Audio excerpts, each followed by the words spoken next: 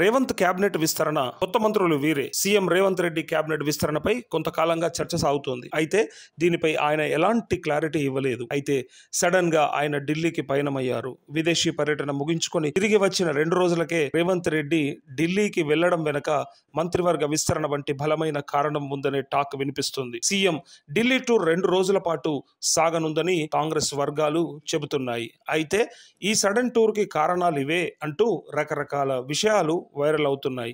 CM Revanth Reddy 2 రోజుల పర్యటనలో భాగంగా పలు కంపెనీల ప్రతినిధులతో భేటీ కానున్నట్టు తెలుస్తోంది. యాపిల్, ఫాక్స్కాన్ కంపెనీ ప్రతినిధులతో సమావేశం అయి తెలంగాణలో పెట్టుబడులు, ఉద్యోగాల కల్పనపై చర్చించనున్నారు. అలాగే కాంగ్రెస్ అధిష్టానంతో భేటీ కానున్నట్టు తెలుస్తోంది. కొత్త పిసిసి అధ్యక్షుడిని నియామకంతో పాటు మంత్రివర్గ విస్తరణ, నామినేటెడ్ పోస్టుల గురించి పార్టీ అగ్రనేతలు మల్లికార్జున ఖర్గే, రాహుల్ గాంధీ, కేసీ వేణుగోపాల్తో సీఎం రేవంత్ రెడ్డి చర్చలు జరపనున్నారని తెలుస్తోంది. అలాగే కొత్త సచివాలయం ఎదురుగా ఏర్పాటు చేయనున్న రాజీవ్ గాంధీ విగ్రహ ప్రారంభోత్సవ కార్యక్రమానికి సోనియా గాంధీని ఆహ్వానించనున్నట్టు తెలుస్తోంది. అంతేకాక రైతు రుణమాఫీ హామీని విజయవంతంగా అమలు చేసినందుకు గాను రైతు కృతజ్ఞత సభ నిర్వహించాలని, ఆ సభకు రాహుల్ గాంధీని రేవంత్ రెడ్డి ఆహ్వానిస్తారని సమాచారం. ఇదిలా ఉంటే రేవంత్ కేబినెట్ లో 6 బెర్తులు ఖాళీగా ఉండగా వాటి కోసం తీవ్ర పోటీ నెలకొని ఉంది.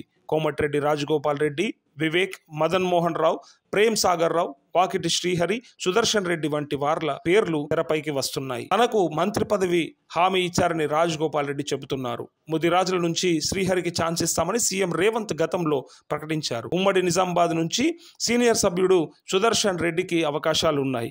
అసలు ప్రాతినిధ్యం లేని జిల్లాల నుంచి చూస్తే మరికొందరు రేసులో ఉన్నారు. అలాగే డిప్యూటీ స్పీకర్ పదవి ఖాళీగా ఉంది. కొందరు చీఫ్ విప్లను కూడా పరిగణలోకి తీసుకోవాలని సామాజిక వర్గాల నుంచి ఎమ్మెల్యేలకు ఆయా పదవులు కట్టబెట్టే ఛాన్స్ ఉంది. ఇక పిసిసి అధ్యక్ష పదవిపై కూడా జోరుగా ప్రచారం జరుగుతుంది.